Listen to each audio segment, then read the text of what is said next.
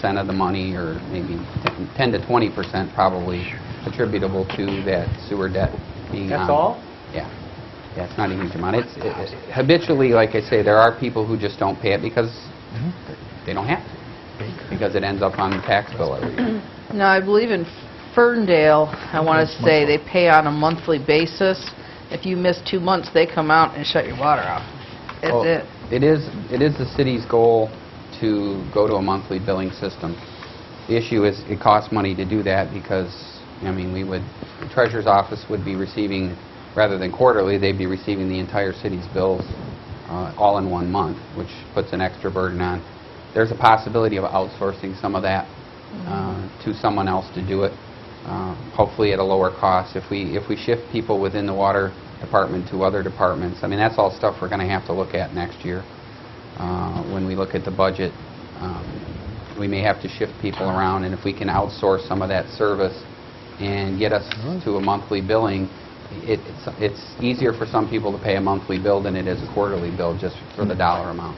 And I'm trying to make it as simple as, you can contact the bank and have them take it out directly of your account. Sometimes that makes it easier for utility bills. Because it is. I mean, you get a postcard and it comes in the mail, and I know there are people that throw that thing on the refrigerator or in a stack and forget about it.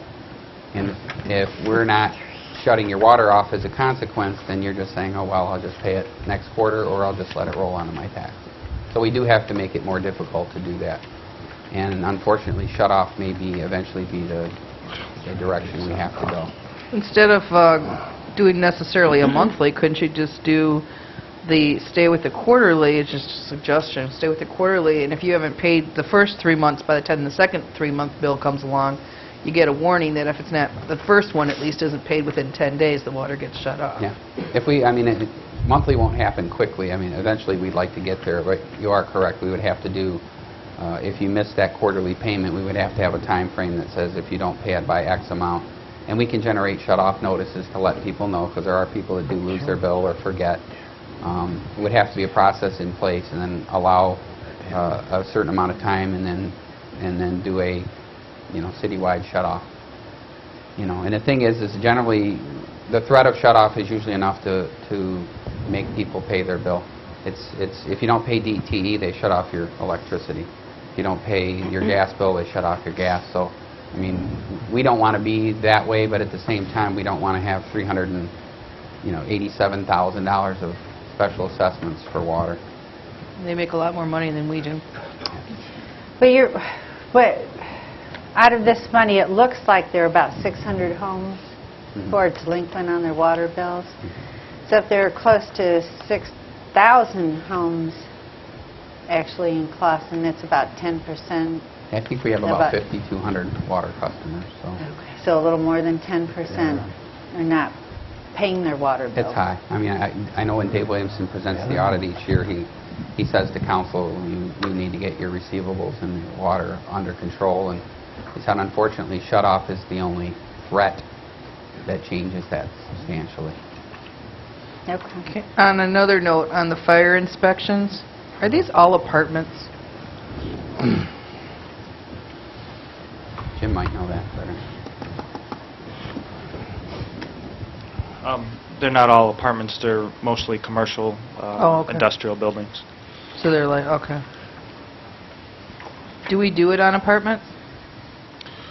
That would fall under our rental program, not the fire inspection program. Okay. So it's more of a code enforcement type of thing? Yeah, it's a When separate program. Okay. Thank you. Any other questions? Okay, roll call, please. Samuel Moore. Yes. Tom Palmer. Yes. Kathy Phillips. Yes. Howie Harris. Yes. Penny Lubes. Yes.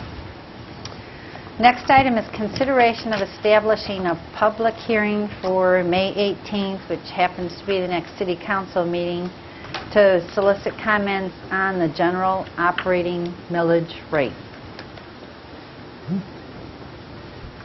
Madam Mayor, I move public hearing be scheduled for Tuesday, May 18th, 2010 at 7:30 p.m. to solicit comments on the proposed July 1st, 2010 to June 30th, 2011 general operating millage rate. Mark, what's the operating millage rate now? I believe it's 10.8 and change, something like that, 10.8 something. It's been about the You're same. good.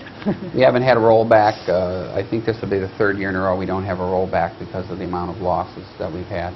So we haven't had to roll it back due to Headley. So it's been around 10.8, I think, the general operating millage for the last few years. But those will, all the millage rates will be available when we have the public hearing in 2 weeks. Thank you.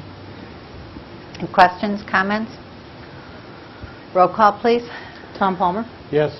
Kathy Phillips? Yes. Howie Ayers? Yes. Penny Lubes? Yes. Samuel Moore? Yes. Next item is a public hearing regarding the rubbish collection and disposal millage rate, again scheduled for the next City Council meeting.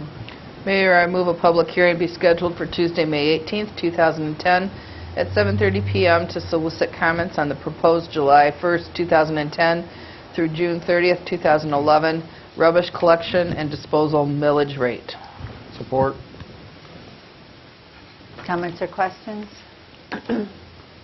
Roll call, please. Kathy Phillips? Yes. Howie Ayers? Yes. Penny Lubes? Yes. Samuel Moore? Yes. Tom Palmer? Yes.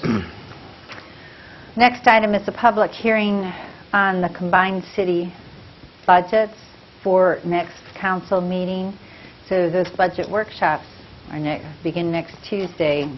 We're looking for approval on the city budgets at the next council meeting. Your Honor, I move a public hearing be scheduled for Tuesday, May 18th, 2010 at 7:30 p.m. to solicit comments on the proposed July 1st, 2010 through June 30th, 2011 combined city budgets. Support. Roll call, please. Howie Ayers? Yes. Penny Lubes? Yes. Samuel Moore? Yes. Tom Palmer? Yes. Kathy Phillips? Yes.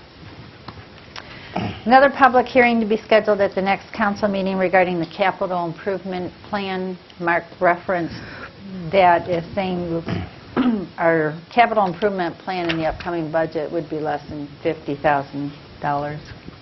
Madam Mayor, I move the public hearing be scheduled for Tuesday, May 18th, 2010 at 7:30 p.m. to solicit comments on proposed July 1st, 2010 through June 30th, 2011 capital improvement plan. Support. Questions? Roll call, please. Penny Lubes? Yes. Samuel Moore? Yes. Tom Palmer? Yes. Kathy Phillips? Yes. Howie Ayers? Yes. Next item is a public hearing for the next council meeting to solicit comments on the levying of the additional general operating millage. Your Honor, I move a public hearing be scheduled for Tuesday, May 18, 2010 at 7:30 p.m. to solicit comments on the levying of additional general operating millage. Support. Is this the 2 mills Yeah. referendum from 2003? Yeah. Any other comments or questions? Roll call, please. Samuel Moore? Yes. Tom Palmer? Yes. Kathy Phillips? Yes. Howie Ayers? Yes. Penny Lubes? Yes. And the last public hearing for the next city council meeting is regarding the millage for the Downtown Development Authority. Madam Mayor, I move the public hearing be established for Tuesday, May 18th, 2010 at 7:30 p.m. to solicit comments on the millage levying for both the real and personal property throughout the Clawson Downtown Development Authority District. Support. Any questions? Roll call, please. Tom Palmer? Yes. Kathy Phillips? Yes. Howie Ayers? Yes. Penny Lubes? Yes. Samuel Moore? Yes. The next item is consideration of a resolution approving the Clawson Farmers Market. The resolution reads, whereas the Clawson Farmers Market in 2009 initiated the first annual program for the sale of produce and crafts within the city of Clawson on certain dates during the late spring and early summer, and the City Council has again been informed of an expanded farmers market being proposed and scheduled for 2010.